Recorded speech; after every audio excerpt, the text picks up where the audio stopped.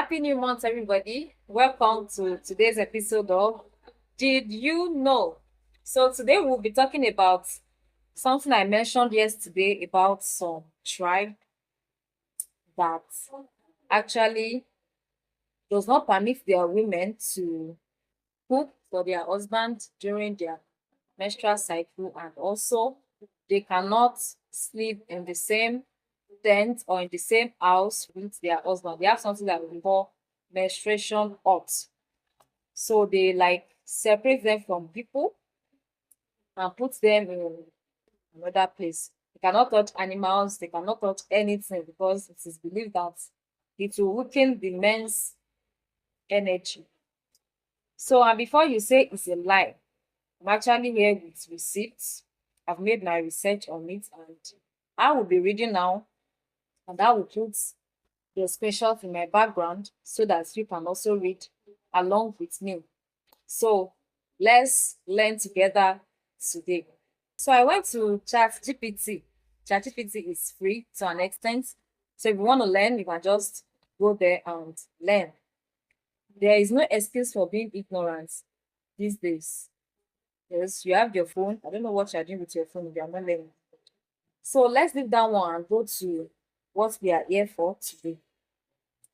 So I asked ChatGPT, is it true you can't cook while on your period in some tribe? Because basically a woman on her period is dirty. That is my question to ChatGPT. And as you can see, ChatGPT answered me. He said, yes, that's true. In some culture and tribes, though the reason behind it depends on cultural or religious beliefs. Now, this is not biological belief, this is not scientific belief, it's just cultural or religious beliefs.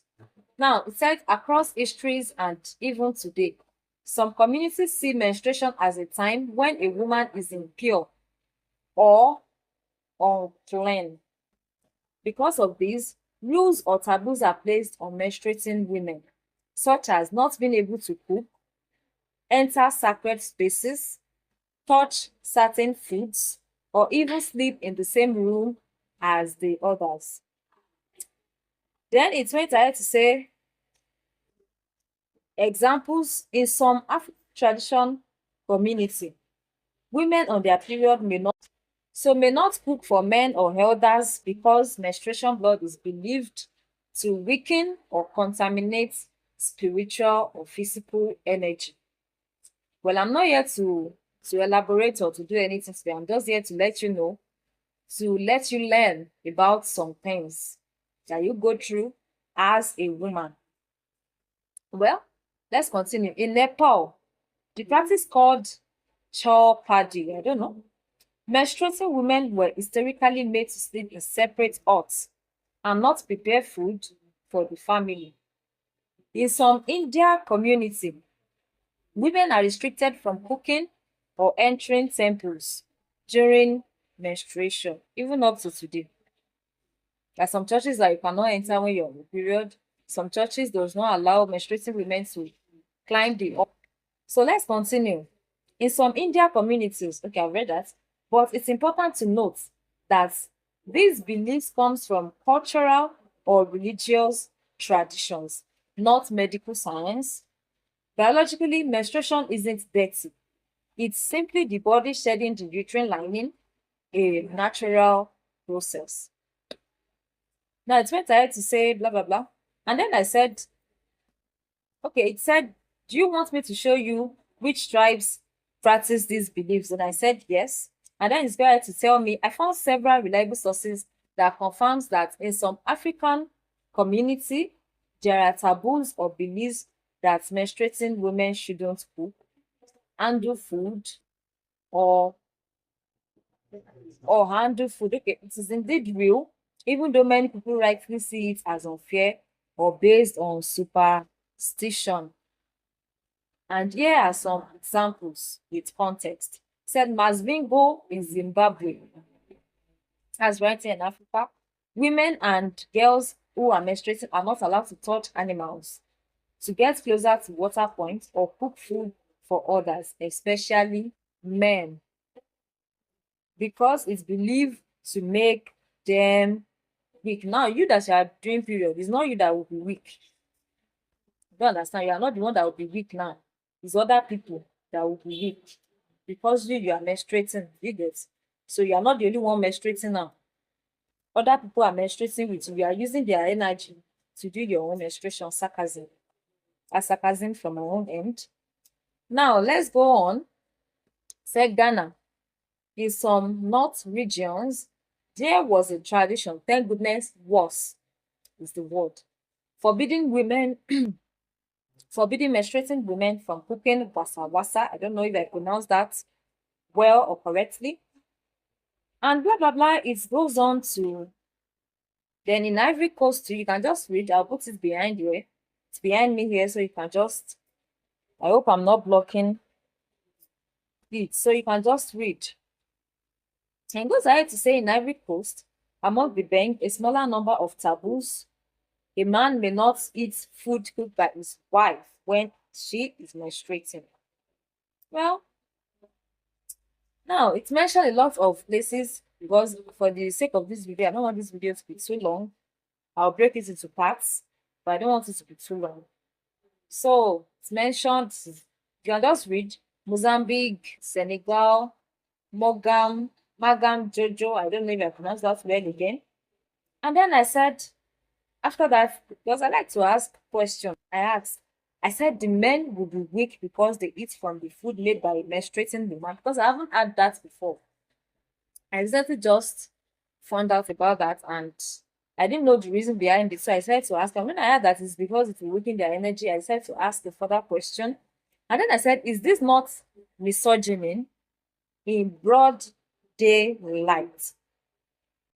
To answer my question, he said, yes, men will be weak if they eat food cooked by a menstruating woman. That's the belief of the people practicing this kind of things. He said, that's exactly a belief. They believe in some places. They think the impurity or energy of menstruation can pass through food and affect a man's strength, luck, authority. And then it goes back to the tribe that we mentioned the other time, the Bank tribe, that they avoid food cooked by menstruating wives because they fear it to reduce their vitality. Okay, and in Southern African tradition, men believe that eating such food will weaken their hunting or spiritual power. Then to answer, is this not misogyny? Then ChatGPT answer me, yes. In plain words, yes. A lot of it is rooted in misogyny, controlling women's body, limiting their freedom, and making natural processes feel shameful. So, in short, it's saying this is misogyny. If you don't know what misogyny is, your phone is free. The phone is with you and the internet is free again. Go ahead and search for that. But and then I go ahead to ask, but I think we gave our ancestors too much accolades. Maybe they aren't that wise after all or full of strength. I mean, it's this is what I'm actually asking ChatGPT. I said it will be understandable if the reason they aren't allowed to cook is to give them enough rest, since they are already going through a lot from menstruation. But no, it's because it bothers men and their delusional energy. Well, it's always men, men, and men. But that's not even the point. ChatGPT said yes. If the restriction had been framed like don't cook, don't fetch water, don't bend down, you need rest, this is your sacred time, then it should have been compassionate and wise. That would have meant our ancestors cared about women's health. But instead, most of the rules were about protecting men, men's power, men's comfort, men's spirituality, never about women's well being. Menstruation odds. Women isolated so men don't get contaminated. Not so women could rest. No cooking, not to ease cramps, but because the man will be weak. No touching of animals or crops, not to spare her energy, because but because she will spoil the harvest. No entering sacred places, not to honor her body, but because she blocks men's prayers. It's the same spirit everywhere. The woman's body is blamed, feared, and controlled, while men continue to act as if they are the default humans. And this is where I'm actually going. It said, yes, that patterns reveal the real problem.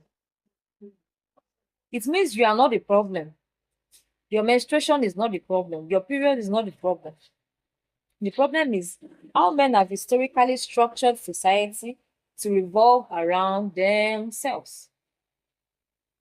And that's on period.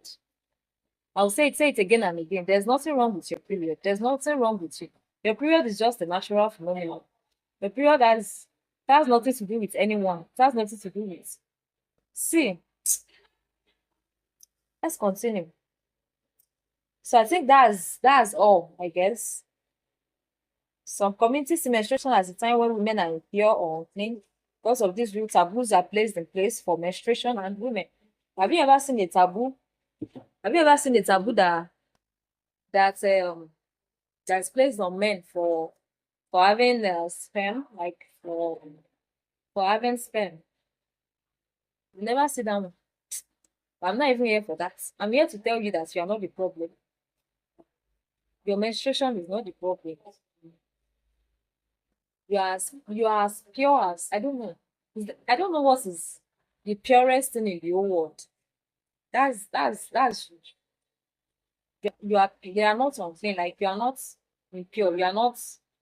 I don't know. I don't know what to because I don't even you are too big for me to use what to qualify. Like you are that divine. You are that I don't know. You are that great for me to like just use words to describe what you are. So your period is not the problem. Your menstruation is not the problem. You are pure. You are whole. You are good. Your period is natural. It's not a demon that will affect someone's prayer. It's not a it's not your period is not a devil that will suck on people's energy. Your period is not a vampire that will suck people energy and make them good. So that's just what I'm here to tell you. I'm not here to talk too much. I'm just here to remind you that the structure is the problem, not you, not your period. Imagine in this age and time that someone will be telling you that you cannot have your period in peace. You have to like sleep. Let's assume that you live in a mansion now, or you live in a self-contained with your people, or you live in a flat. Then you are supposed to sleep in another house, maybe the dog house or the cat house if you have one, so that you don't contaminate people in the house. Now imagine how that is going to feel. Now put yourself in those people's shoe. Some of those tradition has gone into extinction. Thank goodness for that. But now imagine that this is still in practice.